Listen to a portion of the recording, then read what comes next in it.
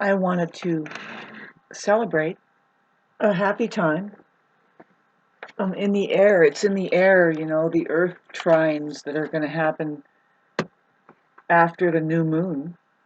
It's pretty much happening during the new moon, too. I mean, that's how you look at the degrees. But yes, very, very great time for communication if you really want to press through and get things done on a constructive level, really down to earth, right? Um, the Mercury going retrograde in Capricorn. It's actually doing a really delicious trine to Jupiter, and um, and that's just a really high-minded time. My cat wants to get up here. Come on.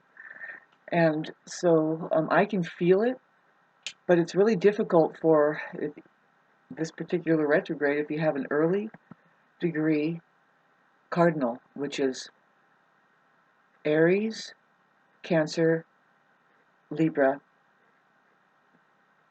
and Capricorn. My cat is being so sweet right now. She's so sweet. It's difficult. I'm having a difficult time. You might find you have to really communicate precise and maybe do things for yourself if you can't really get to the reality of it. Just like the saying goes, if you want something done right, do it yourself. Aries has actually the upper hand. They can need to have patience. It's a very awkward time just dealing with, say, the just just mentality, that isn't as swift or as simple as the Aries. See, if anybody can perturb or win, if there's a battle, but really it's what it is. It's the journey in human consciousness, and the one that perturbs, or like kind of the one that Capricorn has to look forward to and try to learn from, is the Aries. Believe it or not, it's like almost like that. See, because Capricorn is found at the midheaven on the regular house of. I have my cat here, and she's being sweet. Of astrology, Capricorn rules goal-orientated things, so it's hard to it's like hard to beat the Capricorn. I mean, they represent having the bank and on the top of the hill and everything, but you see, that could become a trap. It could become some kind of isolating, useless. Really, it can be if it doesn't know how to give, right? And so here we are with the pretentious chorus, right when the sun goes into Capricorn. Let's play Christmas, and it's like, will you shut up? It's actually a time to be grateful, right? We already did that, and to count our lucky stars and pray. Really, it's introspection. It's not a time to just light up and everybody do excessive energy, but that's what the reverse curse has us doing out there, as you can see. And it's like, how fucking pitiful, because I really feel, really, it's a sacred time to keep reseeding like this, like the seed, like the plants are doing, to get ready for intense snows. And, if anything, if we're celebrating anything of the truth that warms us up, it will become something of a great value, something that, well, of course, when we see the sunrise after Christmas, during Christmas is when the sun starts to rise, it gives us hope, but really it's just envisioning. It's like, wow, we can do this. It's going to happen, where by the time it's in February, we can feel probably the warmth of the sun coming into March. Maybe the sprout will be showing up by then when it gets into Aries, and that's the new year, really. And April, of course, is when we're full on into it. The birds are screaming, and the sprouts are going at the very least, and yes, and the flowers are going, yeah. So it's just a sacred time of the feelings, our feelings, the way we feel, the bliss that the sheeps in the meadow here in the second dimension do feel. And by midday they've had all of their share of of hay and things, and they're taken care of. You see the bun dance. You see the tails wagging in the air, their little butts, and they dance. The little kids are playing, and Anyway, purpose of this story, I was trying to talk about, yeah, we can make a sweet little point across, even if it's like a gnarly, like you can be upset. No, it's not a time. It's actually, if you are upset and there is something of a real aim and true value to get across, you can actually do it calmly and tell your fairy tale story, or write that letter. Write the letter. That's what Jupiter and, well, Mercury especially. Jupiter is of the high-minded, good luck. It's literally, you can have good luck if you try to communicate on a deeper level. See, that might be the challenge, especially for the cardinal signs. And Aries is just going to experience more of the awkward of, oh, I should have said something, or I should have been there, or something like that, because it's just awkward, because it's like something was missing, like just maybe the simplicity was missing, and or yeah, we know um, Capricorn as being overkill. Overkill in what, Shauna? Well, they do caution too much caution. We've seen a lot of that coming towards the end of the Capricorn age, and something that's just slamming down and say no and put your mask on, be caution. And how about those caution strips, the rumble strips that they put down? Not only do you have a sign and cones and everything, and men waving flags, and there's like 6 more men on the job waving flags. Have you noticed that? And how many cones more do they need, plus the rumble strips, which is 3 things that you have to, you run over it, because if there's a road construction, caution. The caution thing is just full blown, out blown. Yeah, safety, and what else? That particular thing, Aries doesn't care for it. Aries says, no, you need to loosen up a bit, because now you're trapped. You're not even living in your fucking bubble wrap over there, and you cannot get Aries to slow too much down, like what Capricorn is up to the point of its illness over there. The Capricorn illness would be, yeah, heavy duty paranoia, just not really, just kind of staying stuck, not moving. In fact, how long have you been stuck in that paradigm of what? What keeps that shit going and going is not being able to change. Capricorn is known to conduct the shitty fucking relationships. Now let's talk about it. Do we have time? The Mercury in Capricorn going retrograde at 8 degrees. See, this is speaking to, I mean, we're going to have Mercury going through Capricorn anyway, but now it's going to try to communicate. Now, I suspect, yeah, there's a lot of relationships, the early degree, particularly, not so much Aries. Aries is kind of the kind that just shakes it off and says, would you please stop getting so lost and sticking your heads up each other's ass so hard?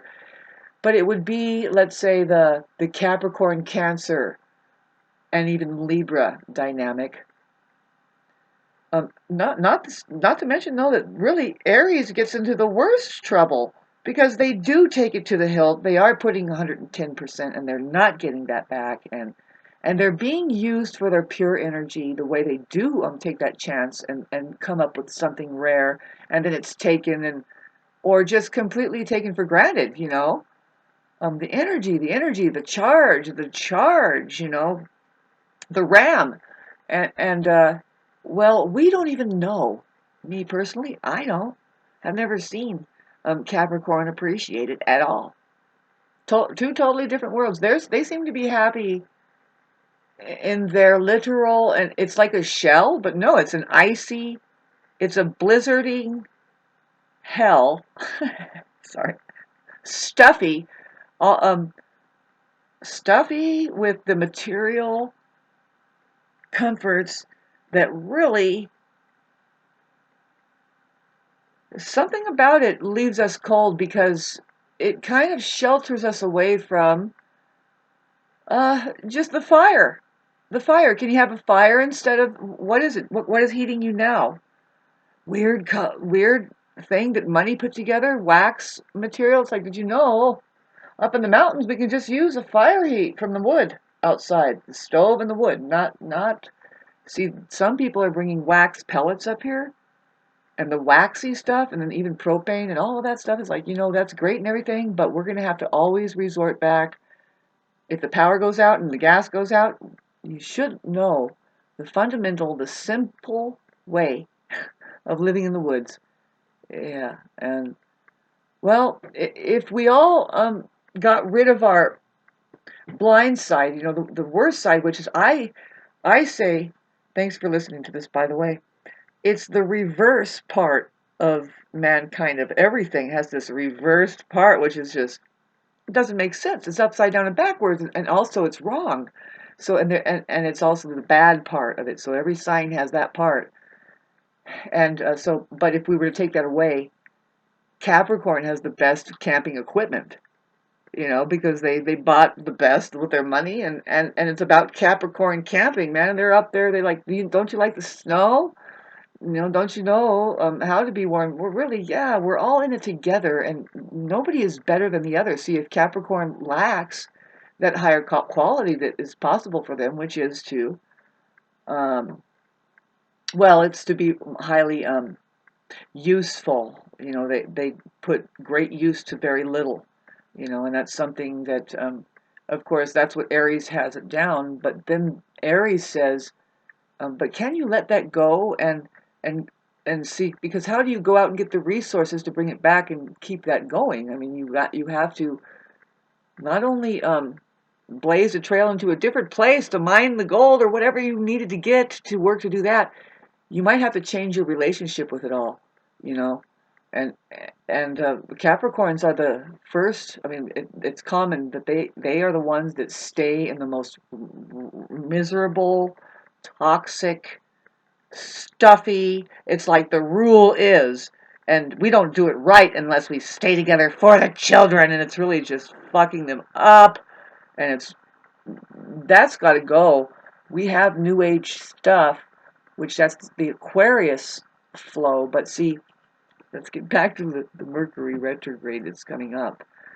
I'm not having a very smooth time with it. I have a ton of Libra that it squares, and it's like, I see how it's like if you do not get your fucking establish your communication and keep drumming your foundation, your desire, then you're going to be unhappy. That hasn't been recognized. I mean, at least by you, the future isn't going to look too well unless you align with that. And it kind of come up like, well, now it's the Aries thing. The Aries is going to be taken off guard, and it's like, well, wait a minute now. But what's really great is this: it's not a bad thing. We're going to communicate. What's really cool is that the ability to communicate and heal is happening because of the Mercury Jupiter trine. It's a trine, and it's going to be trining three times.